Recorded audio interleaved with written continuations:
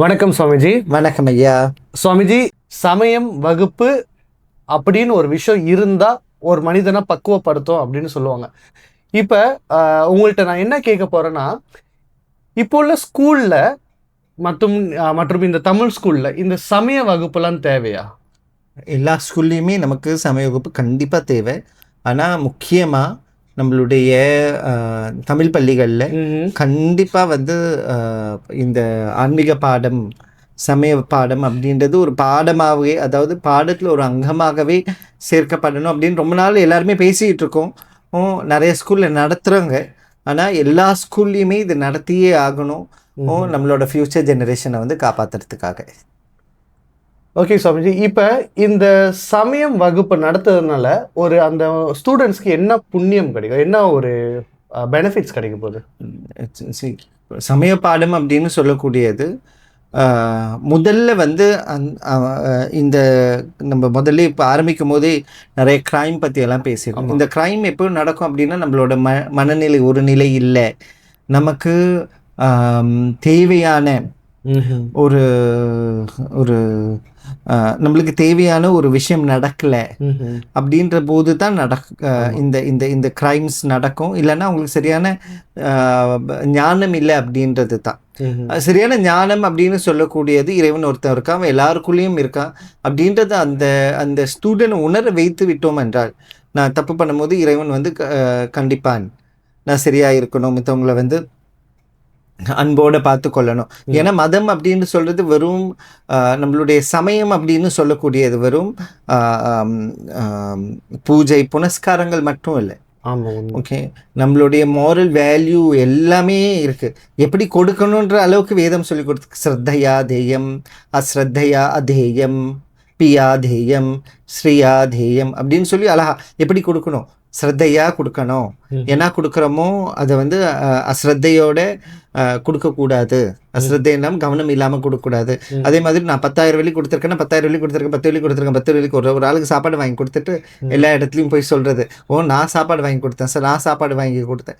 அது அந்த மாதிரியாக இல்லாமல் எப்படி கொடுக்கணும், எப்படி முறையான வாழ்க்கை நடத்த வேண்டும் அப்படின்றத நம்ம சமயம் சொல்லி கொடுக்குது. ஓகே, வெறும் தேவாரம் திருவாசகம் மட்டும் இல்லாமல் அந்த திருவாசகம் மூலியமாக நமக்கு நிறைய நன்னறி பண்புகளை சொல்லி கொடுக்குது. உண்மைதான். ஓகே, அப்போ அந்த நன்னறி பண்புகளை அதை முறையாக அந்த பையனுக்கோ சொல்லிக் கொடுக்கும்போது, அந்த மாணவனுக்கு சொல்லிக் கொடுக்கும்போது, மாணவனுக்கோ அல்லது மாணவிக்கோ சொல்லிக் கொடுக்கும்போது அவங்க வாழ்க்கையில் ரொம்ப ஃபோக்கஸ்டாக இருப்பாங்க. இன்னொன்று, அவங்களுக்கு அந்த க்ரைம் செய்யறதுக்கான அந்த விஷயங்கள் பொதுவாக குறையும். ஏன் அப்படின்னா, ஆன்மீக பாடத்தில் இதெல்லாம் சொல்லப்பட்டிருக்கு.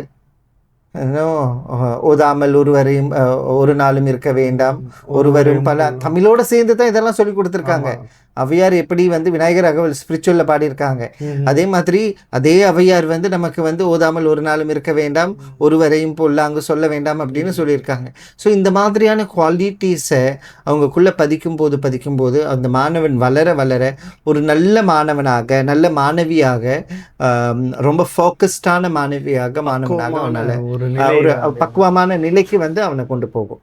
இப்போ ஆரம்பத்தில் ஒரு சொன்னதான், இந்த விஷயத்த நிறையா பேசிக்கிட்டே தான் இருக்கும், ஆனால் நடக்க மாட்டுது அப்படின்னு ஒன்று சொல்லியிருந்தீங்க. பட் இது எதனால் நடக்க மாட்டுது? இது சாத்தியமா இந்தமாரி ஒரு சமயம் வகுப்பு தமிழ் ஸ்கூலில் வைக்கிறதுக்கு? கண்டிப்பாக சாத்தியம். இப்போ நிறைய ஸ்கூலில் நடத்துகிறாங்க. நமக்கு இன்னும் நிறைய ஆன்மீக பயிற்சியாளர்கள் வரணும். ஓகே, நம்ம இன்னும் நிறைய ஆன்மீக பயிற்சியாளர்களை நிறைய ட்ரெயின் பண்ண வேண்டியது இருக்குது.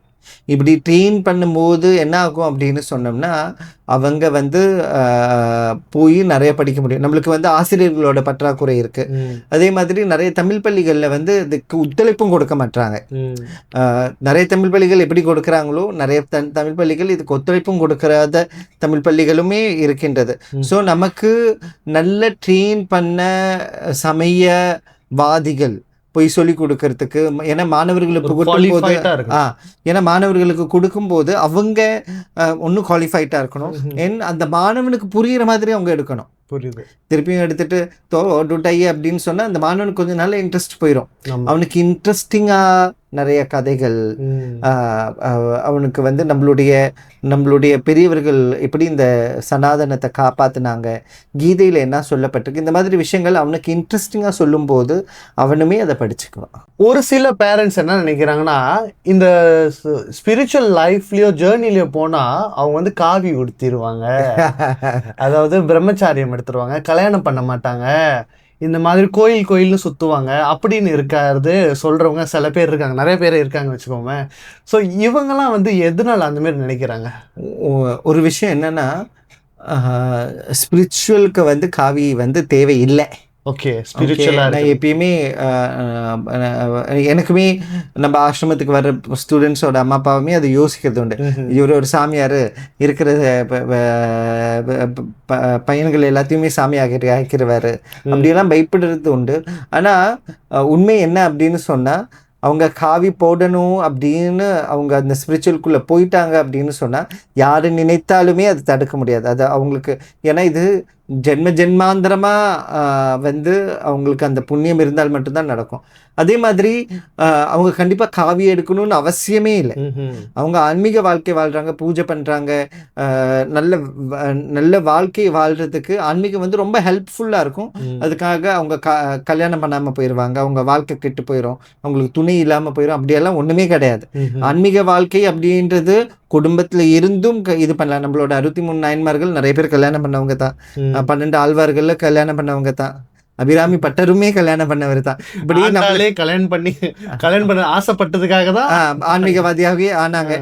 ஸோ அதனால நம்ம பார்த்தோம்னா இந்த இந்த இந்த இது ஒரு ஃபேக்கான ஒரு விஷயம். என்னன்னா அவங்க வந்து சாமியார் ஆயிடுவாங்க, இல்லைன்னா காவி உடுத்துவாங்க அப்படின்னு. அதுக்கு ஜென்மாந்திரமாக புண்ணியம் இருக்கணும் நம்மளுக்கு எல்லாருக்குமே. ஆன்மீக வாழ்க்கையில் அதே மாதிரி கோயிலுக்கு சுற்றுறது நல்லது தானே. எங்கேயோ கிளப்பில் போய் இல்லைன்னா எங்கேயாவது போய் தேவையில்லாத வேலைகள் பண்ணிகிட்டு இருக்கும்போது, ஏன்னா நான் இந்த கிளாஸஸ்லாம் முடிச்சு நைட்டில் வரும்போது நம்ம பார்க்க முடியும் நிறைய இடங்கள்ல எங்கேயாவது ஒரு தடையில் இருந்துட்டு அங்கே போதும் ஒரு 10 இளைஞர்கள் சேர்ந்துட்டு ஒரு ஃப்ரைடே நைட்னா அங்கே குடிச்சிட்டு அங்கே ஆட்டம் போடுறது, இந்த கிளாஸ் எல்லாம் பிள்ளைங்களோட பிளே கிரவுண்டாக இருக்கும், அங்கே கிளாஸ் எல்லாம் உடச்சி போடுறது, இந்த மாதிரி விஷயங்கள் நம்ம பார்த்து கொண்டு தான் இருக்கிறோம். இவங்களுக்கு சரியான ஆன்மீக போதனை இருந்தது அப்படின்னு சொன்னால் அவங்க அங்கே அந்த கோயிலுக்கு போயிருந்தாங்கன்னா அன்னைக்கு அந்த அந்த அந்த ஃப்ரைடே வந்து அவங்க கோயிலுக்கு போயிருந்தாங்கன்னா, இல்லைன்னா சாட்டர்டே கோயிலுக்கு போயிருந்தாங்கன்னா அந்த நைட் அவங்க குடிக்கிறதுக்கு தேவையே இருக்காது இல்லையா. கோயிலில் போய் சேவை பண்ண போகிறான், இறைவனை பார்க்க போகிறான், இறைவனோட டைம் ஸ்பெண்ட் பண்ண போகிறான், கோயிலுக்கான சேவைகள் பண்ண போகிறான். ஸோ ஆன்மீகம் எப்படியுமே ஒரு ஆளுடைய வாழ்க்கையை கெடுப்பதற்காக அல்ல, அவனை வளர்க்கறதுக்கு. அதே மாதிரி நிறைய பேர் சொல்லுவாங்க, ஆன்மீகம் போதிச்சிட்டோம்னா அவங்க படிப்பில் சரியாக வரமாட்டாங்க அப்படின்னு. ஆனால் நம்ம பார்த்தோம்னா ஆன்மீகத்தில் இருந்தவங்க நிறைய ஞானிகளாக இருக்காங்க, அண்ட் நல்ல படித்தவங்களாக இருந்திருக்காங்க. நம்ம நிறைய உதாரணம் கொடுக்க முடியும். நம்மளுக்கு 0 இன்வெர்ட் பண்ண ஆரியபட்டர், அவர் நம்மளுக்கு 0 இப்போ இருக்குன்னா அவர் தான் காரணம். அப்போது அவர் இந்த மாதிரி நிறைய பேரை வந்து நம்மளால் காமிக்க முடியும். அவங்க வந்து ஆன்மீகத்தில் மிகவும் சிறந்து விளங்குனாங்க, அதே மாதிரி அவங்களோட வாழ்க்கையிலையும் அவங்க சிறந்து விளங்குனாங்க அப்படின்றது நிறைய உதாரணம் காமிக்கிறோம். இது ஒரு ஃபேக்கான ஒரு அத்தியாசம்னா நம்ம மேலே ஆன்மீகவாதிகள் மேலே வந்து புகுத்தப்பட்டிருக்கிற ஒரு விஷயம். நல்ல ஆன்மீகவாதிகள் எப்பயுமே இருந்துக்கிட்டு தான் இருக்காங்க. அண்ட் அதில் வந்து அவங்க காவி எடுக்கணும்னு அவசியம் இல்லை, அவங்க வந்து கல்யாணம் பண்ணியுமே இந்த ஆன்மீகத்தில் தொடரலாம், அதெல்லாம் எந்த ஒரு தப்புமே கிடையாது. இது சொன்னோன்னே எனக்கு இன்னொரு ஞாபகம் என்ன வருதுன்னா, நிறைய பேர் கான்வர்சேஷனில் பேசுகிறப்ப கூட வந்து இவன் பாரு பட்டையும் கொட்டையுமா இருக்கான், இவன் ஏமாத்துறனா கண்டிப்பாக உனக்கு நாமம் போட போகிறான் அப்படின்னு சொல்கிறதும் விஷயமும் இருக்கும். ஆமாம், ஏன் அப்படின்னா மக்களுக்கு எப்பயுமே ஆன்மீகம் அப்படின்றது அவங்களுக்கு தேவைப்படும் போது மட்டும்தான். ஒருத்தர் வந்து நல்லா விபூதி பூசி இருந்தாரா அப்படின்னா பட்டையும் கொட்டையமா இருக்கான் பாரு அப்படின்னு விடைக்கக்கூடியது. எனக்குமே ஸ்கூல் படிக்கிற காலகட்டத்தில் வெற்றிவேல் முருகனுக்கு அரோகரான்னு கத்துறது, இப்போ யாராவது ஏமாத்துறாங்கன்னா அவன் நாமம் போட்டான்ப்பா. அதாவது என்ன அதுலன்னா நாமம் போடுதல் அப்படின்ட்டு ரொம்ப விசேஷமான விஷயம், புண்ணியமான விஷயம். அண்ட் அவங்க அந்த ஆன்மீகத்தில் இருக்கிறாங்கன்றது புண்ணியமான விஷயம். ஆனால் இவன் நாமம் போட்டுருவான் அப்படின்னு சொன்னா அதை வந்து நம்ம தப்பாவே, அதாவது இந்த மாதிரி விஷயங்கள் சொல்லித்தான் ஆன்மீகத்துல எப்பயுமே, அதாவது நிறைய நல்ல சன்னியாசிகள் இருக்காங்க, நிறைய ஆன்மீகம் வந்து இந்த உலகத்துக்கு நிறைய கொடுத்துருக்கு, உண்மைதான், நிறைய அறிஞர்களை கொடுத்துருக்கு. நம்ம இப்போ பயன்படுத்திட்டு இருக்கிற எல்லா விஷயங்களுக்குள்ளேயுமே ஆன்மீகம் வந்து இருந்துகிட்டு தான் இருக்கு. அது ஆன்மீகவாதிகளுடைய நம்ம நல்ல வாழ்க்கை வாழ்றதுக்கான நிறைய புஸ்தகங்கள் கொடுத்துருக்காங்க. இதெல்லாம் விட்டு யாராவது ஒரு ஆள் ஏமாத்துவாங்க, 2 பேரும் ஏமாத்துவாங்க, அவங்கள பெருசா காமிச்சு ஆன்மீகம்னா இப்படித்தான் அப்படின்றத வந்து சுருக்கி அவங்களுக்கு தேவைப்படுற மாதிரி பண்ணிக்கிறாங்க. அது கண்டிப்பா தப்பான விஷயம்.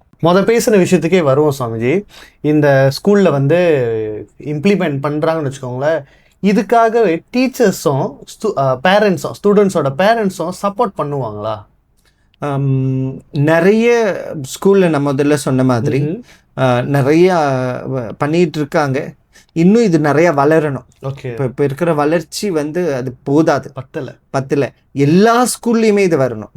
ஒரு 10 ஸ்கூல் இருக்குன்னா ஒரு 5 ஸ்கூல்ல இருக்கும், 4 ஸ்கூல்ல இருக்கு அப்படின்னு வச்சுக்கலாம். இப்போ எல்லா ஸ்கூல்லையுமே இருக்கணும். நிறைய நம்மளுடைய மலேசியாவை சம்பந்தப்பட்ட என்ஜிஓஸ் நிறைய இருக்காங்க. இந்து சங்கம், அப்புறம் ஹிந்து தர்ம மாமன்றம், ஹிந்து சேவை சங்கம், இவங்கெல்லாம் இதுக்கான நிறைய முயற்சிகள் பண்ணியிருக்காங்க.